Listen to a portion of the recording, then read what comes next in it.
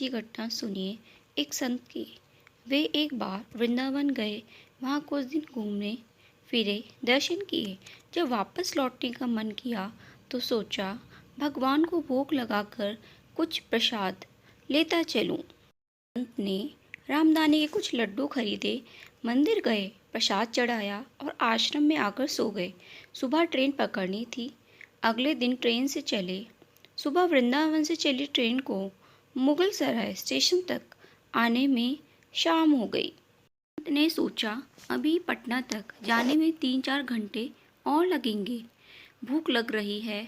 मुगल सराय में ट्रेन आधे घंटे रुकती है। चलो हाथ पैर धोकर संध्या वंदन करके कुछ पा लिया जाए।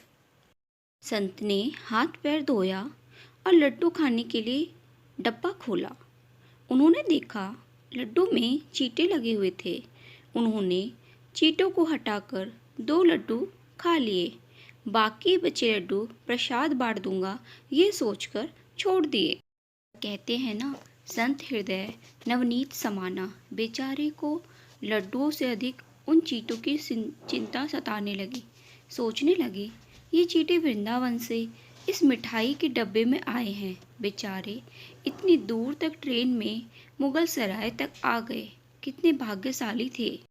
इनका जन्म वृंदावन में हुआ था।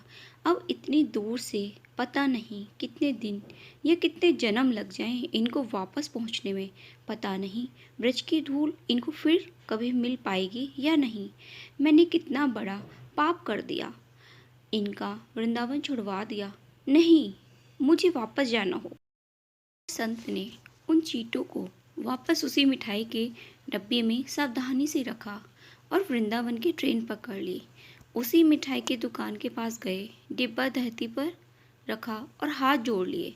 मेरे भाग्य में नहीं कि तेरे ब्रज में रह सकूं, तो मुझे कोई अधिकार भी नहीं। मेरे भाग्य में ब्रज की धूल लिखी है, उसे दूर कर सकूं। दुकानदार ने देखा तो आया।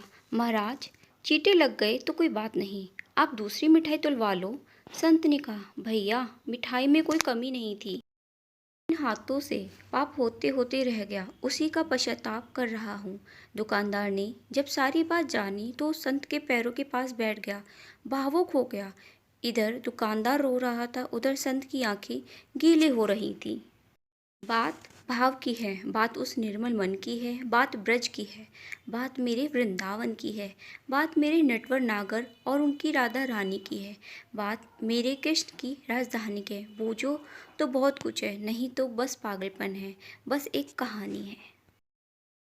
घर से जब भी बाहर जाएं तो घर में विराजमान अपने प्रभु से जरूर मिलकर जाएं, और जब घर लौटकर आएं तो उनसे ज़रूर मिलें, क्योंकि उनको भी आपके लौटने का इंतज़ार रहता है। घर में यह नियम बनाएं कि जब भी आप घर से बाहर निकलें तो घर में मंदिर के पास 2 घड़ी खड़े रहकर कहें, प्रभु आपको साथ में रहना है। ऐसा बोलकर ही घर से निकलें, क्योंकि आप भले ही लाखों की घड़ी हाथ में क्यों ना पहने हो, पर समय तो प्रभु के हाथ में ही है। जय हो श्री बांके बिहारी लाल की। भावपूर्ण, मनोहर और रचनात्मक कहानियों के लिए मेरे YouTube चैनल को कृपया लाइक, शेयर और सब्सक्राइब करें। अलौकिक आनंद। धन्यवाद।